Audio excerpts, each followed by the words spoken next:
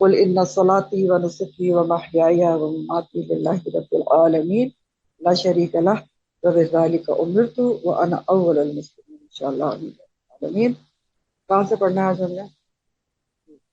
کہاں سے بتائیں؟ حسن ودا اور جنازہ لے جانا۔ سب کو بتانا چاہیے، کوئی زیادہ واضح آنا چاہیے تو مجھے پتا چلے کہ آپ ساتھ ساتھ پڑھ رہے ہیں، کیونکہ کم از کم ایک دفعہ آپ کو ضرور گو تھرو کرنا چاہیے میرے ساتھ پڑھنے کے بعد، تبھی کچھ چیزیں یاد رہیں گی۔ بیڈ سائڈ پہ رکھ لیں اور تھوڑا تھوڑا پڑھا کریں۔ حسن وداع، روانگی کا وقت آ گیا، اب سفر واپسی ہے اسی مطلوب حقیقی کی طرف جس نے اپنے بندے کو کچھ عرصے کے لیے یہاں امتحان گاہ میں بھیجا تھا تاکہ وہ ایک بہتر اور روشن مستقبل آخرت حاصل کرنے کے لیے اپنے حال یعنی دنیا کی اصلاح کرے۔ اب اس کو اپنے رب کے حضور حاضر ہو کر اپنی زندگی بھر کی کارگزاری پیش کرنی ہے، اپنے مالک سے ملاقات کرنی۔ ایک ایک لفظ جو یہاں پر ابھی پڑھا ہے ہم نے، وہ ہمارے لیے سمجھ لیں بس شدید زبردست قسم کی نصیحت، یہ کیا ہونے والا ہے اور جو ہر کسی کے ساتھ ہونا ہے، اور ہم دنیا میں کیوں موجود ہیں، کہ اپنی دنیا کے ذریعے ہم اپنا جو ہمیشہ کی زندگی ہے اس کو روشن مستقبل حاصل کر لیں دنیا کی زندگی کے ذریعے۔ تو اب اس کو اپنے رب کے حضور حاضر ہونا ہے اور زندگی بھر کی کارگزاری پیش کرنی ہے، اپنے مالک سے ملاقات کرنی۔ رسول اللہ صلی اللہ علیہ وسلم نے فرمایا جو شخص اللہ تعالیٰ سے ملاقات کو محبوب رکھتا ہے اللہ تعالیٰ بھی اس کی ملاقات کو محبوب رکھتا ہے، جو اللہ تعالیٰ سے ملاقات کرنا پسند نہیں کرتا اللہ تعالیٰ بھی اس سے ملاقات کرنا پسند کرتا ہے۔ اب اس حدیث کے ایکسپلینیشن میں یہ آتا ہے کہ یہ بہت لمبی چوڑی حدیث ہے کہ صحابہ کو جب صحابہ کرام اجمعین کو جب یہ بات بتائی تو انہوں نے کہا کہ وہ سمجھے کیجیے موت کو پسند کرنا، اور اس سے انہوں نے کہا کہ موت سے تو سبھی تھوڑا بہت گھبراتے ہیں، تو آپ نے کہا اس کا مطلب یہ نہیں ہے کہ اللہ سے ملاقات کو محبوب رکھنا کہ موت کی انسان خواہش رکھے، یہ نہیں ہے۔ اللہ سے ملاقات کو محبوب رکھنے کا مطلب یہ ہے کہ انسان اگر اللہ سے ملاقات کو پسند کرے اور اس کی تیاری کر کے رکھے کہ جب بھی میں اس سے ملوں گا، جب بھی ملنا تو ہے نا، تو جب بھی میں اس سے ملوں گا تو میں اللہ تعالیٰ مجھ سے مل کے خوش ہو، یہ ہے اللہ سے ملاقات کو محبوب رکھنے کا مطلب۔ ٹھیک، تو اللہ تعالیٰ سے ملاقات کو جو محبوب رکھتا ہے اللہ تعالیٰ بھی اس سے ملنا پسند کرتے ہیں، اور جو اللہ تعالیٰ سے ملاقات کرنا نہیں پسند کرتے اللہ تعالیٰ بھی اس سے ملاقات کرنا پسند کرتے۔ مسلم اور بخاری کی حدیث ہے۔ کائنڈلی اپنا مائک آف کریں عائشہ، مائک کو دیکھیں۔ جس بندے نے بھی اس کے ساتھ ملاقات کو یاد رکھا اور اس ملاقات کو مقصد زندگی بنایا وہ اب کامیابی کے ساتھ ودا ہو رہا ہے، اللہم جعلنا منہم۔ ٹھیک ہے، اتنا تھوڑا قیام تھا اور کیا خوب اس نے نبھایا۔ اس بندے کی بات ہو رہی ہے جس نے اپنی زندگی کو آخرت سامنے رکھ کے گزارا کہ کیا اس نے خوبصورت ملاقات کو یاد رکھا اور کیا کامیابی کے ساتھ گزر رہا ہے، تھوڑی سی دنیا کی زندگی کو اس نے اچھے طریقے سے نبھایا۔ اللہ سے ملاقات کے بارے میں تو حسن اتفاق سے آپ نے بھی پچھلی تفسیر میں پڑھا ہے کہ جو یہاں دنیا میں اللہ کی ملاقات کو بلا رہا تو اللہ تعالیٰ اس دن کیا کہیں گے کہ تم میری ملاقات کو بھولے رہے تو آج میں تم کو بھی بلا دوں گا آج کے دن۔ تو بہرحال نیک بندے کی بات ہو رہی ہے کہ کامیابی کے ساتھ رخصت ہو رہا ہے، اور تھوڑا قیام تھا دنیا کا جو 7 من النہار کا، وہ اس نے کیا خوب لیا۔ اس کے برعکس وہ جو منصب، عہدے، شان اور جاہ و جلال کے ساتھ دنیا میں رہنے کے انتظامات کی فکر میں لگا رہا، دنیا کے مشاغل نے سوچنے ہی نہ دیا، ٹائم ہی نہ دیا کہ اتنا تھوڑا سا قیام ہے اور اتنی زبردست تیاری، کیا کہا جائے رہا ہے۔ دوسرا بندہ کون ہے؟ صرف اسی چیزوں میں گم رہا، اب میری پروموشن ہے، اب میری ایجوکیشن ہے، اب میری ڈگری ہے، اب یہ عہدہ ملنے والا ہے اس کی کوشش ہے، اب ادھر کرنا ہے، اب وہ گھر بنانا ہے، اب فلاں گاڑی خریدنی ہے، اب یہ کرنا ہے، اب بچوں کو سیٹل کرنا ہے، پھر بچوں کے لیے کچھ بنانا بھی ہے، پھر بچوں کے لیے بنانا ہے۔ موقع ہی نہ ملا، اتنا تھوڑا سا دنیا کا قیام کہ ٹائم ہی بہت تھوڑا ہے، کسی کو نہیں پتا کہ کتنا ہے، اور اتنی زبردست تیاری، یعنی وہ اس شعر کے مطابق چلتا رہا کہ سامان 100 برس کے ہیں اور پل کی خبر نہیں، 100 برس کے سامان کرتا رہا جبکہ پل کی خبر نہیں تھی۔ بغیر ایئر کنڈیشن گاڑی کے گھر سے نکلنے والا بھی آج اسی کھاٹ پر سوار ہو کر نکل رہا ہے، نہ نکلنے والا، بغیر ایئر کنڈیشن گاڑی کے گھر سے نہ نکلنے والا، یعنی جو کبھی بھی ایسی گاڑی میں بیٹھتا ہی نہیں تھا کہ تمہاری گاڑی میں تو اے سی نہیں ہے تو میں کیسے بیٹھوں، میری تو طبیعت خراب ہوتی ہے اور مجھے تو بہت گرمی لگتی ہے اور میرا تو دل گھبراتا ہے تو میں تو نہیں بیٹھ سکتی، تو آج وہ بھی اسی کھاٹ پر سوار ہو کر نکل رہا ہے، ان گاڑیوں اسی کھاٹ پر سوار ہو کر نکل رہا ہے، اور ان گاڑیوں کو حسرت سے دیکھنے والے کی بھی آج سواری وہی ہے، کوئی فرق نہیں ہے آج۔ جو کل جو عالیشان گاڑیوں میں بیٹھتا تھا نا، عالیشان کروڑوں کی گاڑیوں میں بیٹھتا تھا اور بہت نخرے دکھاتا تھا اور بہت ناز اور فخر سے بیٹھتا تھا، اور دوسرا جو ان گاڑیوں کو حسرت سے دیکھتا تھا، آپ کے سائڈ سے سائیکل پر یا بائک کٹارا سی بائک پر گزرتا تھا، دونوں ایک ہی طریقے سے آج قبرستان کی طرف جا رہے، سیم طریقہ ہے، سیم ہی کفن ہے، سیم ہی پروسیجر ہے لے جانے کا، جنازہ لے جانے، رخصتی اور امتحان، انتہائی ناخوشگوار، کٹھن اور غم سے بوجھل ترین کڑی ہوتی ہے جب جنازہ گھر سے اٹھایا جاتا ہے، اس میں کوئی شک نہیں ہے، کیونکہ دیکھیں خاص طور پہ جب جنازہ گھر سے جا رہا ہوتا ہے تو انسان کا دل بیٹھ جاتا ہے کہ بس اب ہمیشہ کے لیے ہمارا پیارا ہمارے پاس سے چلا گیا اور ہم اب دیکھ نہیں سکتے، ٹھیک؟ تو آپ کے لیے یہ وقت خصوصاً صبر و برداشت اور ایمان کی پختگی کے امتحان کا ہے، اس میں کامیاب ہونے کی کوشش کریں اور بے قابو جذبات کی سمت بدل کر اپنے خاندان کے فرد کو جو جا رہا ہے دعاؤں کے تحفے دے کر رخصت کریں تو دونوں کے لیے اجر ہی اجر ہے۔ اب ایسے موقع پر دیکھتے ہیں نا کہ لوگ غم سے بے حال ہوتے ہیں، کوئی بے ہوش ہو رہا ہوتا ہے، کوئی بیچارہ غش کھا رہا ہوتا ہے، کوئی چلا دھاڑ رہا ہوتا ہے، تو وہ یہاں پر سمجھایا یہ جا رہا ہے کہ یہی موقع ہے جہاں پر صبر و برداشت اور ایمان کی ایک جو پختگی ہے اس کو دیکھا جائے گا، تو بجائے ان سب چیزوں کے انسان کوشش سے جذبات کو کنٹرول کرنے کی کوشش کرے اور دعاؤں کے ساتھ اپنے پیارے کو رخصت کرے، دیر نہ کرے، جنازہ لے جانے میں غیر ضروری تاخیر نہیں کرنی چاہیے۔ سیدنا ابو ہریرہ رضی اللہ تعالیٰ عنہ سے روایت ہے کہ نبی کریم صلی اللہ علیہ وسلم نے فرمایا جنازہ لے جانے میں جلدی کیا کرو، اس لیے کہ اگر وہ نیک ہے تو وہ ایک بھلائی ہے جس کی طرف تم اسے جلد آگے بڑھاؤ، اگر وہ اس کے برعکس ہے تو وہ ایک برائی ہے جسے تم اپنے کندھوں سے جلدی اتار ڈالو۔ یہ بھی متفق علیہ کی حدیث ہے، بخاری اور مسلم۔ ابو سعید خدری کہتے ہیں کہ نبی کریم صلی اللہ علیہ وسلم نے فرمایا جب جنازہ تیار ہو جاتا ہے اور لوگ اسے اپنے کندھوں پر اٹھاتے ہیں تو نیک میت کہتی ہے مجھے جلدی لے جائے، اور اگر میت گناہ گار ہے تو گھر والوں سے کہتی ہے ہائے افسوس، مجھے کہاں لے کر جا رہے ہیں۔ اس کی آواز انسانوں کے علاوہ تمام مخلوق سنتی ہے، اگر انسان سنے تو بے ہوش ہو جائے۔ اس طرح کی حدیث اس کے بارے میں بھی آتی ہے کہ جب رکھ کے جا رہے ہوتے ہیں نا قبر میں جنازے کو، جنازہ قبر قدموں کی آواز سننا ہوتی ہے، اس وقت بھی وہ آوازیں دیتا ہے کہ کہاں مجھے چھوڑ کے جا رہا ہے، اور اس کی آواز جنوں انس کے سوا تمام مخلوق سنتی ہے۔ رفتار، سیدنا ابن مسعود نے نبی کریم صلی اللہ علیہ وسلم سے پوچھا یا رسول اللہ صلی اللہ علیہ وسلم جنازے کو کس رفتار سے لے جائے؟ آپ نے فرمایا کہ جلدی جلدی، دوڑنے کی رفتار سے کچھ کم۔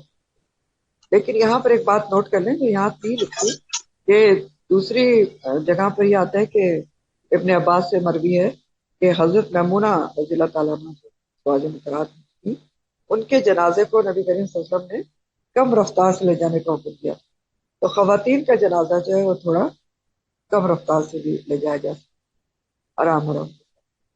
کندھا دینا، جنازے کے ساتھ جانا اور کندھا دینا مسلمان کا مسلمان پر حق ہے، ٹھیک ہے؟ رسول اللہ صلی اللہ علیہ وسلم کا ارشاد ہے جس نے 3 بار جنازے کو اٹھایا اس نے میت کا حق ادا کر دیا، پھر جس قدر اسے زیادہ اٹھائے گا زیادہ ثواب۔ ساتھ چلنا، جنازے کے ساتھ چلنے کی فضیلت میں رسول اللہ صلی اللہ علیہ وسلم کا ارشاد ہے جو شخص ایمان کے ساتھ اور ثواب کی نیت سے کسی مسلمان کے جنازے کے ساتھ چلا پھر نماز جنازہ اور دفن تک اس کے ساتھ تھا تو وہ 2 قیرات ثواب کے ساتھ واپس آیا، جبکہ ایک قیرات اور احد پہاڑ کے مثل ہے۔ ایک قیرات کتنا کس کے برابر ہے؟ قیرات جو ہے اس سے سونے اور چاندی کو تولا جاتا ہے، تو ایک قیرات کا ثواب کیا ہوتا ہے؟ احد پہاڑ جتنا ثواب۔ تو جو نماز جنازہ بھی اس نے پڑھی اور دفن تک ساتھ رہا تو اس کو 2 قرات کا ثواب ملتا ہے، اور جو شخص اس کی نماز جنازہ پڑھ کر دفن سے قبل لوٹ آیا، نماز جنازہ تو پڑھ لی لیکن دفن کے لیے نہیں گیا، تو وہ ایک قرات ثواب کے ساتھ واپس آیا. بخاری. برا بن عازب کہتے ہیں نبی صلی اللہ علیہ وسلم نے ہم کو 7 باتوں کا حکم دیا: جنازوں کے ساتھ جانے کا، بیمار کی عیادت کا، دعوت قبول کرنے کا، مظلوم کی مدد کا، قسم پورا کرنے کا، سلام کا جواب دینے کا، اور چیخنے والے کے لیے دعا کرنے کا. بخاری. یعنی یہ ساری چیزیں کیا ہیں؟ مسلمان کے مسلمان پر حقوق ہیں. ایک اور موقع پر نبی صلی اللہ علیہ وسلم نے فرمایا: بیمار کی عیادت کرو اور جنازے کے ساتھ چلو، یہ عمل تمہیں آخرت یاد دلائے گا. مسند احمد. پیدل اور سوار کا حکم. پیدل جنازے کے قریب رہتے ہوئے آگے پیچھے دائیں بائیں چل سکتا ہے، البتہ پیچھے چلنا افضل ہے. اور سوار کو جنازے کے پیچھے چلنا چاہیے. سوار کون ہے؟ آج کل تو گاڑیوں میں سوار ہوتے ہیں، تو گاڑیوں کو جنازے کے پیچھے چلنا چاہیے. تاہم بلا عذر سواری پر جانا مکروہ ہے. ٹھیک. جنازے کے ساتھ بلا عذر سواری پہ جانا مکروہ ہے. جیسے اب کسی کا جنازہ یہیں بیریا کے تک جا رہا ہے جو قبرستان ہے، سواری پہ جانے کی ضرورت نہیں. ہاں دور ہے تو پھر عذر ہے، جا سکتے. عورتیں نہ جائیں. جنازے کے ساتھ رہنے اور دفنانے تک کے جو اجر بیان ہوا ہے نا پچھلی حدیث میں، وہ صرف مردوں کے لیے ہے. ٹھیک ہے، جو قبرستان جائیں گے اور جنازہ لے کر جائیں گے. عورتوں کے لیے نہیں ہے. عورتوں کا جنازے کے ساتھ نہ جانا افضل ہے. سیدہ ام عطیہ فرماتی ہیں ہم عورتوں کو جنازے کے ساتھ جانے سے منع کیا گیا، لیکن تاکید سے منع نہیں ہوا. یعنی بہت سختی نہیں کی گئی، لیکن بہرحال منع ہے. اور حدیث سے پتہ چلتا ہے کہ نہیں جانا چاہیے عورتوں کو جنازے کے ساتھ یا دفنانے وقت نہیں جانا چاہیے. سیدنا عبداللہ بن عمر فرماتے ہیں رسول اللہ صلی اللہ علیہ وسلم نے اس جنازے کے ساتھ جانے سے منع فرمایا ہے جس کے ساتھ نوحہ اور ماتم کرنے والی عورتیں. ایسا پرانے زمانے میں ہوتا تھا عرب میں کہ جنازے کے ساتھ جتنا امیر آدمی ہوتا تھا اتنی ہی عورتیں ہائر کی جاتی تھیں جو جنازے کے ساتھ نوحہ اور ماتم کرتی تھیں. خاموشی. جنازے کے ساتھ جانے والے خاموش رہیں. بہت اہم بات ہے یہ. بات چیت کرنا، دعا یا کلمہ شہادت کی صدا لگانا اور تلاوت قرآن پاک بلند آواز سے کرتے ہوئے جانا کسی حدیث سے ثابت نہیں ہے. ٹھیک. اور اتنی عام یہ بات ہے کہ لوگ جب جنازہ اٹھاتے ہیں تو کلمہ شہادت تو زور زور سے لاؤڈلی پڑھتے ہیں، اور یہاں کیا لکھے؟ کسی حدیث سے ثابت. اسی طرح جنازے کے ساتھ بلند آواز سے روتے ہوئے چلنا بھی جنازے کے احترام کے خلاف ہے. نبی کریم صلی اللہ علیہ وسلم نبی کریم صلی اللہ علیہ وسلم کے صحابہ کرام جنازوں کے پاس بلند آواز ناپسند کرتے کیونکہ انہوں نے آپ صلی اللہ علیہ وسلم کا یہ ارشاد سن رکھا تھا کہ جنازے کے ساتھ راگ اور آگ نہ جائے. ٹھیک. راگ کا مطلب یہاں پر آواز ہے، گانا بجانا نہیں ہے. تو نبی کریم صلی اللہ علیہ وسلم کا ارشاد کیا ہے کہ آواز اور آگ جنازے کے ساتھ.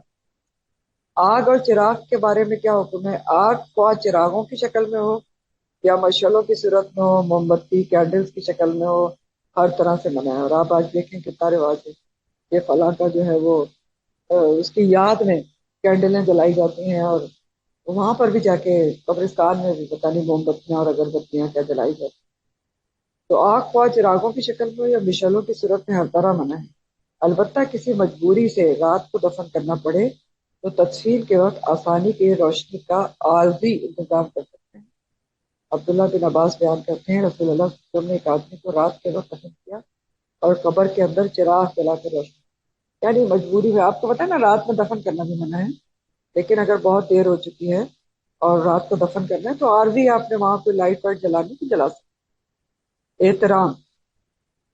جب کسی کا جنازہ آتے دیکھیں تو کھڑے ہو جائیں. پھر اگر اس کے ساتھ چلنے کا ارادہ نہ ہو تو اس کے کچھ آگے نکل جانے تک کھڑے رہیں. لیکن اس کے بارے میں یہ آتا ہے کہ جنازہ دیکھ کر کھڑے ہونا لازم نہیں. کھڑے آپ ہو سکتے ہیں، نہیں بھی کھڑے ہوں تو کوئی اس میں گناہ نہیں ہے. تعریف کرنا. اگر جنازہ کسی مسلمان کا ہے جو زندگی میں ایسے مسلمان کا ہے جو زندگی میں اپنے رب کا تابع فرمان بن کر رہا تو اس کی تعریف کرنا اس کے لیے فائدہ مند ہے. یعنی جنازے کی تعریف کرنا اس کے لیے فائدہ مند ہوگا. حالانکہ یہی تعریف زندہ انسان کو تکبر میں مبتلا کر دینے کے امکان کے پیش نظر منع کی گئی ہے. یعنی زندگی میں تو منع ہے نا کہ آپ منہ پر تعریف نہ کریں، لیکن جنازہ جو ہے اس کی تعریف کرنا چاہیے، کیونکہ آپ پیچھے بھی پڑ چکے ہیں نا کہ وہ گواہی کے طور پر لیا جاتا ہے، اور یہاں بھی یہی بات کی جاتی ہے. ایک مرتبہ نبی کریم صلی اللہ علیہ وسلم کے سامنے کچھ صحابہ کرام نے ایک جنازے کی تعریف بیان کی. حدیث میں ایسا آتا ہے کہ انہوں نے یہ تعریف بیان کی تھی کہ بڑا اطاعت گزار تھا اللہ کا، تو حضرت رسول نے فرمایا واجب ہو گئی۔ پھر ایک اور جنازے پر گزرے تو صحابہ کرام نے اس کی برائی بیان کی، یعنی برائی یہ بیان کی کہ وہ نافرمان، تو آپ صلی اللہ علیہ وسلم نے فرمایا واجب ہو گئی۔ تو سیدنا عمر رضی اللہ تعالیٰ عنہ نے پوچھا کہ یا رسول اللہ کیا چیز واجب ہو گئی؟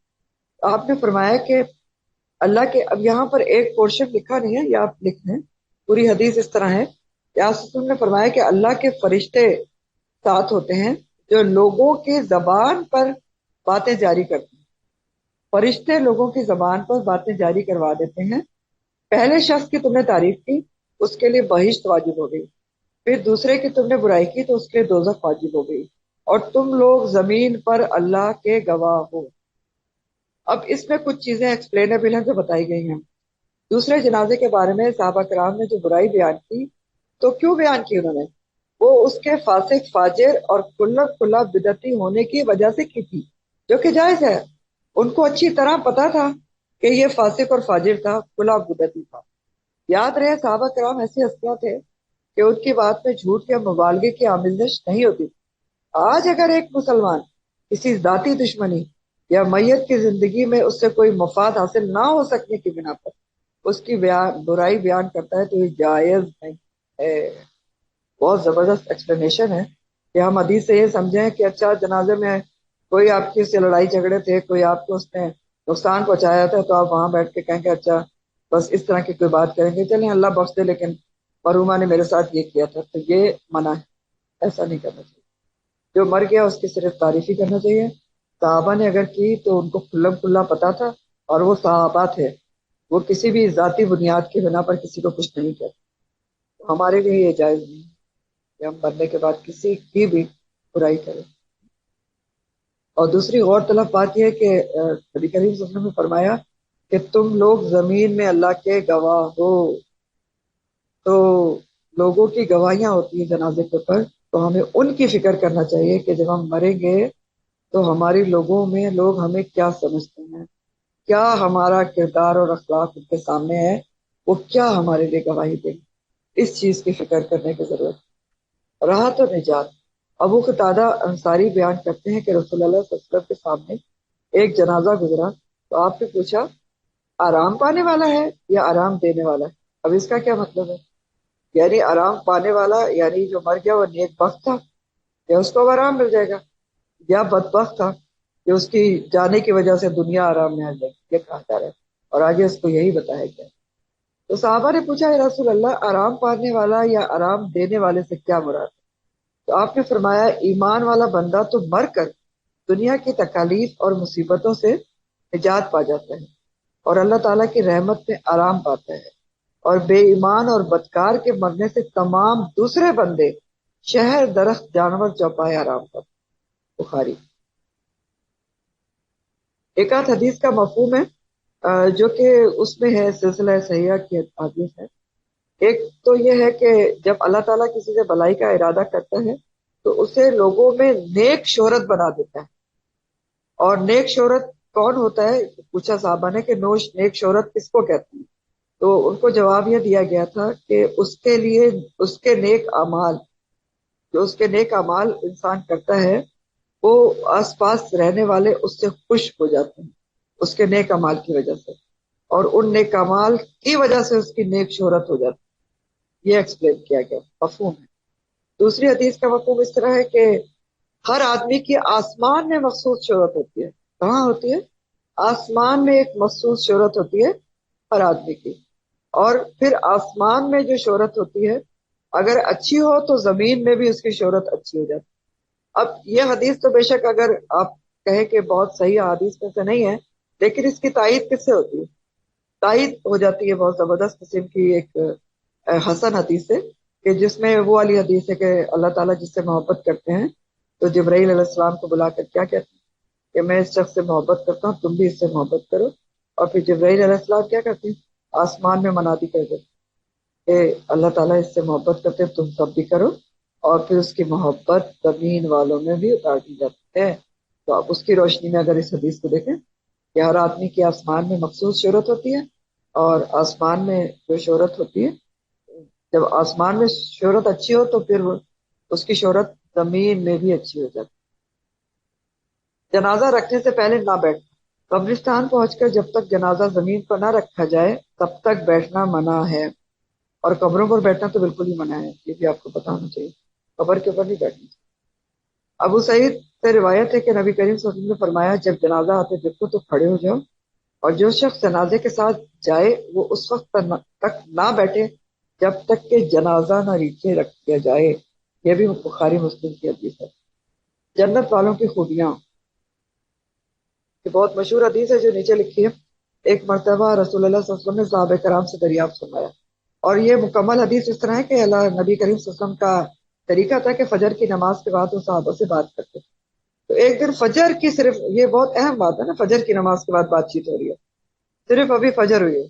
تو آپ نے صحابہ سے دریافت کیا کہ آج تم میں سے کون روزے سے ہے؟ تو حضرت ابو بکر صدیق نے جواب دیا کہ میں ہوں. پھر آپ نے پوچھا کہ آج تم میں سے جنازے کے ساتھ کون گیا؟ تو پھر حضرت ابو بکر صدیق نے جواب دیا کہ میں گیا. پھر آپ نے پوچھا آج تم میں سے کون مریض کی تیمارداری کے لیے گیا؟ تو حضرت ابو بکر صدیق نے جواب دیا کہ میں گیا. اور ایک اور بھی چیز آتی ہے ایک اور حدیث میں کہ آپ نے یہ بھی پوچھا تھا کہ آج کسی نے کوئی صدقہ کیا ہے؟ تو انہوں نے کہا ہاں میں نے کیا. تو ہر بار سیدنا ابو بکر نے جواب دیا کہ جی میں. اور اس کے بعد آپ سفر میں ارشاد فرمایا جس آدمی میں یہ خوبیاں جمع ہو گئی وہ جنت میں داخل ہوگا. مسلم. یعنی اب آپ دیکھیں یہ حدیث بھی بہت ہی غور طلب ہے. جب بھی میں پڑھتی ہوں تو میں سوچتی ہوں صرف فجر کی نماز ہوئی تھی اور اتنے کام انہوں نے کر لیے، تو کیسے کیے تھے؟ دیکھیں روزہ تو انہوں نے رکھا ہوا تھا. پھر وہ کہتے ہیں کہ میں راستے میں جب نکلا تو مجھے ایک بندہ مل گیا جو ضرورت مند تھا، میں نے اس کو صدقہ دے دیا. پھر وہ کہتے ہیں کہ کوئی صحابی بیمار تھے تو میں نے کہا اس کی ضرورت بیمار کرتے ہوئے چلا جاتا ہوں تو تیمارداری کر لی. ٹھیک. پھر ان کو پتا چلا کہ کسی شخص کا جنازہ جا رہا ہے، وہ ادھر مڑ لیے، جنازہ بھی کے ساتھ بھی چلے گئے. تو یہ کون شخص کر سکتا ہے جس کو ساری نیکیوں کے بارے میں پتا ہو، نیکیوں کا اجر پتا ہو، اور جو نیکیوں کا حریص ہو کہ میں ہر طرح سے نیکی کروں. اسی لیے آپ دیکھیں کہ وہ حدیث میں آتے ہیں نا کہ حضرت ابو بکر صدیق کو جنت کے 8 دروازے سے پکارا جائے کیونکہ ان کا اخلاق اور کردار ہے. یہاں تک رکھیں. آخر دعوانا ان الحمد للہ رب العالمین. اللہم و بحمدک نشہد ان لا الہ الا انت نستغفرک و نتوب الیک. سبحان ربک رب العزة عما یصفون الحمد للہ رب العالمین. ربنا تقبل منا.